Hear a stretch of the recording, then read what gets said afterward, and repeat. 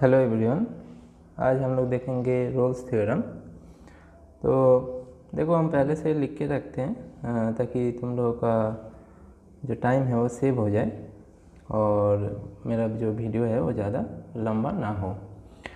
तो Rolle's theorem क्या कहता है कि let f be a real valued function defined on the closed interval a, b such that Rolle's theorem का जो स्टेटमेंट है उसको अगर सेटिस्फाई करना है तो तीन कंडीशन इसका सेटिस्फाई करना ही होगा। जैसे जो फंक्शन है वो कॉन्टिन्यूस होना चाहिए क्लोज इंटरवल a, b में, वो डिफरेंशिएबल होना चाहिए ओपन इंटरवल a, b में, और जो उसका ऑर्डिनेट का जो हाइट है f of a should be equals to f of b। Then there exist a real number c belongs to open interval a, b such that f dash t, that is first derivative including that point, should be 0। तो इसका जो geometrical interpretation है ये हम लोग देख लेते हैं कि इसका जियोमेट्री, लेटर से ये कोई कर्व है y equals to f x, ये कोई y equals to f x curve है ये वाला, और यहाँ पे a पॉइंट का, इस पॉइंट का ग्राफ में जो हाइट है वो f ऑफ a है, और b पॉइंट में जो ग्राफ का हाइट है वो f ऑफ b है। तो b पॉइंट का कोऑर्डिनेट क्या हो गया, कैपिटल B पॉइंट का b, f of b। a point का कोऑर्डिनेट क्या हो गया, a, f of a। Now Rolle's theorem says that if this curve is continuous, we can see that this curve is continuous and it is differentiable within open interval a, b, that is between the points a and b, between these points a and b. Then there exists a point C. Then there exists a point C from where we can draw a tangent. Then from where we can draw a tangent. तो यहाँ पे हम लोग एक tangent draw कर सकते हैं। अब यहाँ पे ग्राफ में देखो सीधा सीधा ये दिख रहा है कि अगर ये जो ऑर्डिनेट है ये वाला और A और B पॉइंट का जो ऑर्डिनेट है, अगर ये हाइट सेम है तो हम लोग का ये जो टेंजेंट है ये एक्स एक्सिस के पैरेलल होगा। There exists at least one point C, f of C, that is this point, lying between A and B on the curve y equals to fx, where tangent is parallel to x axis. This is your geometrical representation of Rolle's theorem. Now इसका algebraic representation देख लेते हैं। Let fx be a polynomial within with A and B as the roots, as its roots। जो function है इसका दो root है A और B से, और हम लोग को पता है कि जो पॉलिनोमियल फंक्शन होता है वो सब जगह कॉन्टिन्यूस भी होता है और डिफरेंशिएबल भी होता है। तो ये जो पहला दो कंडीशन है ये तो ऑलरेडी सेटिस्फाई हो चुका है। एंड ए और बी क्या है, उसका रूट्स है। अगर ए और बी रूट्स है तो ये जो पॉलिनोमियल इक्वेशन होगा उस इक्वेशन को ए और बी सेटिस्फाई करेगा क्योंकि ये रूट्स है इसका। तो f of a should be equals to F of b should be equals to 0। So fx satisfies condition of Rolle's theorem. We can see that they satisfy, क्योंकि f of a और f of b हम लोग का यहाँ पे equal हो गया, और क्योंकि ये पॉलिनोमियल फंक्शन है तो ये कॉन्टिन्यूस भी है और डिफरेंशिएबल भी है। इसका मतलब है कि तीन कंडीशन सेटिस्फाई हो गया है हम लोग का, तो ये रोल्स थ्योरम का जो स्टेटमेंट है उसको फुलफिल कर रहा है। सो fx satisfies condition of Rolle's theorem. So हम लोग बोल सकते हैं कि अगर ये सेटिस्फाई कर चुका है, then there exist a point C belongs to A and B, within A and B there is a point C such that f dash C क्या होना चाहिए, f डैश C हम लोगों का 0 होना चाहिए। 0 होगा ही होगा, यही स्टेटमेंट है। अगर तीनों स्टेटमेंट ट्रू होता है तो ये वाला जो f dash C equals to 0 है ये ट्रू होना ही होगा। So that is f dash x should be 0। अब f डैश x 0 कौन सा पॉइंट में, x equals to C point में है। सो इसका मतलब क्या है, C भी एक क्या हो गया, अगर ये इस पॉलिनोमियल को सेटिस्फाई कर रहा है, f डैश x पॉलिनोमियल को सेटिस्फाई कर रहा है, तो ये भी हम लोग का अभी क्या हो गया कि ये एक रूट हो गया, C पॉइंट से एक रूट हो गया। Thus algebraically Rolle's theorem can be interpreted as between any two roots of a polynomial that is A and B fx, there is always a root of its derivative f dash x. You can see that f dash x equals to 0। तो यहाँ पे C point में f dash x 0 हो रहा है, तो हम लोग बोल सकते हैं कि C भी अभी एक रूट हो गया। इसका मतलब पॉलिनोमियल एल्जेब्रिक मेथड से हम लोग बोल सकते हैं कि अगर A और B पॉइंट्स रूट्स है इस पॉलिनोमियल का, उन दोनों के रूट्स के बीच में अगर C कोई पॉइंट है जो उस पॉलिनोमियल के फर्स्ट डेरिवेटिव को सेटिस्फाई कर रहा है, इसका मतलब सी भी एक क्या हो जाएगा, रूट हो जाएगा। जियोमेट्रिकल इंटरप्रिटेशन क्या रहता है, tangent parallel to x axis होगा। एल्जेब्रिक इंटरप्रिटेशन क्या बोल रहा है, रूट के बारे में बोल रहा है कि अगर दो रूट सेटिस्फाई कर रहा है इस फंक्शन को, तो उसका जो फर्स्ट डेरिवेटिव है उसको ए और बी पॉइंट के बीच में और तीसरा कोई पॉइंट होगा जो उस फंक्शन को सेटिस्फाई करेगा। तो ये हम लोग का एल्जेब्रिक इंटरप्रिटेशन है। तो देखो आप कंटिन्यू करते हैं हम लोग। यहाँ पे जो रोल्स थ्योरम में जो प्रॉब्लम आता है वो सीधा सीधा प्रॉब्लम आता है यहाँ पे रोल्स थ्योरम का। और रोल्स थ्योरम करने से पहले जो हम लोग लिमिट्स और डेरिवेटिव्स, कॉन्टिन्यूटी, डिफरेंशिएबिलिटी हम लोग किए थे, उसका थोड़ा बहुत नॉलेज यहाँ पे होना चाहिए। जैसे लिमिट्स में, कॉन्टिन्यूटी में और डिफरेंशिएबिलिटी में हम लोग क्या किए थे कि कोई भी पॉलिनोमियल फंक्शन हो, एक्सपोनेंशियल फंक्शन हो, साइन फंक्शन, कोसाइन फंक्शन, ये सब कॉन्टिन्यूस और डिफरेंशिएबल भी होता है। लॉगरिथमिक फंक्शन जो होता है वो कॉन्टिन्यूस डिफरेंशिएबल अपना डोमेन में ये कॉन्टिन्यूस और डिफरेंशिएबल होता है। 10x कॉन्टिन्यूस नहीं होता है इस पॉइंट में, जैसे π/2 ±π/2 ±3/2 ±5/2, क्योंकि यहाँ पे इनफाइनाइट हो जाता है। 10x का ग्राफ अगर तुम लोग को याद है तो यहाँ पे ये इनफाइनाइट हो जाता है। और mod x is not differentiable eight x = 0। हम लोगों को mod x का जो ग्राफ है ये हम लोग को पता है कि ये जब ओरिजिन से जाता है ये ऐसे ग्राफ होता है। तो mod x हम लोगों का ये जो mod x का ग्राफ होता है ये कॉन्टिन्यूस होता है, मगर ये डिफरेंशिएबल नहीं होता है एट x = 0 में। If f dash x tends to ± infinity as x tends to k, then fx is not differentiable at x = k। देखो एक एग्जांपल ले लो, जैसे fx = 2x - 1² है, इसका अगर तुम फर्स्ट डेरिवेटिव निकालोगे तो ऐसे आएगा 1/√2x - 1। यहाँ पे अगर तुम इस f dash x में अगर तुम लिमिट लगाओगे, इस हाफ पॉइंट में अगर लिमिट लगाओगे x tends to half plus, तो यहाँ पे देखो हाफ और 2 ये कट जाएगा तो 1/0 इज़ इनफाइनाइट। सो ये इनफाइनाइट चल रहा है, इसका मतलब ये डिफरेंशिएबल नहीं है। कौन सा पॉइंट में, x = हाफ में। तो यही बोला, यही पॉइंट बोला था, f dash x tends to ± infinity, जो यहाँ पर देखो यहाँ पे हम लोग का प्लस इन्फिनिटी आया है, प्लस इन्फिनिटी आया है। As x tends to k, तो यहाँ पे x टेंड्स टू क्या है, हाफ है। Then fx is not differentiable, infinity आ गया, इसका मतलब ये डिफरेंशिएबल नहीं होगा। कौन सा पॉइंट में, हाफ पॉइंट में ये डिफरेंशिएबल नहीं होगा।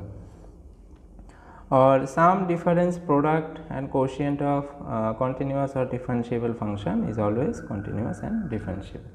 अभी हम लोग कुछ सम देखेंगे रोल्स थ्योरम रिलेटेड। तो अभी हम लोग देख लेते हैं एक question regarding Rolle's theorem. Find the point on the curve y = cos x - 1 where x belongs to close interval π/2 to 3π/2 at which the tangent is parallel to x axis।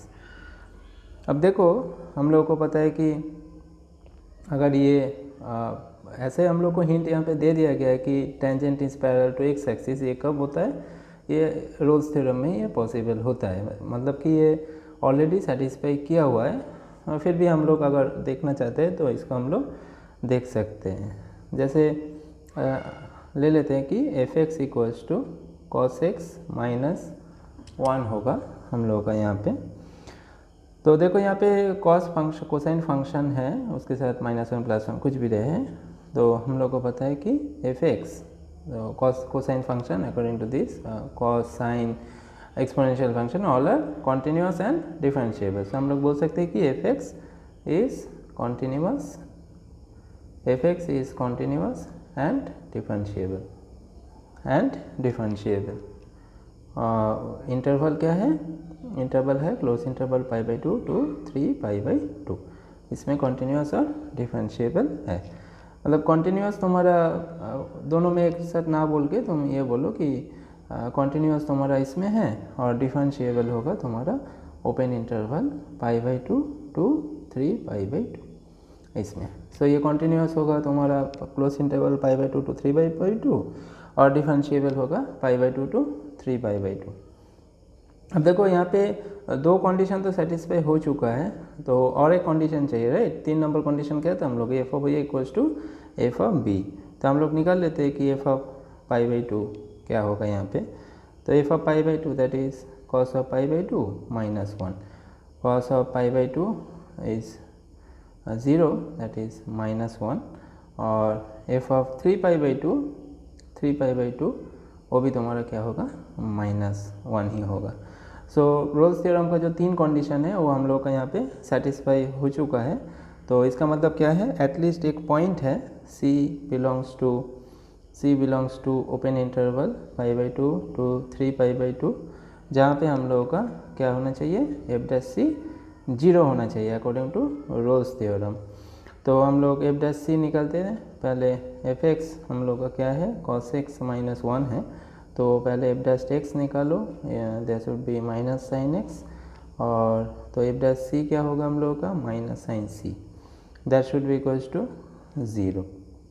अब देखो हम लोग को ये वाला पता है कि sin n हमेशा क्या होता है 0 होता है, that means sin 1π 0, sin 2π 0, sin 3π 0 etcetera. So और यहाँ पे -π/2 to 3π/2 में कौन सा पॉइंट होगा जिसके लिए 0 होगा, दैट इज़ पाई। तो सी पाई जो वैल्यू है वो π/2 और 3π/2 के बीच में है। तो ये वाला हम लोग का मिल गया। और यहाँ पे देखो थर्ड कंडीशन सेटिस्फाई हो चुका था, सी पॉइंट हम लोग निकाल लिए। तो एफ ऑफ सी निकालो, दैट इज़ एफ ऑफ पाई निकालो, that is cos pi -1।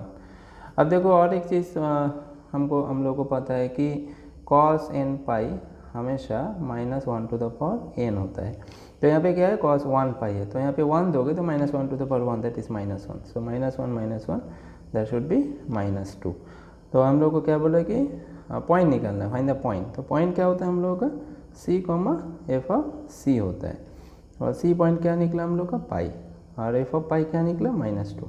So pi, -2 would be the point where tangent is parallel to x axis. हम लोग और एक क्वेश्चन देख लेते हैं। Question is verify Rolle's theorem.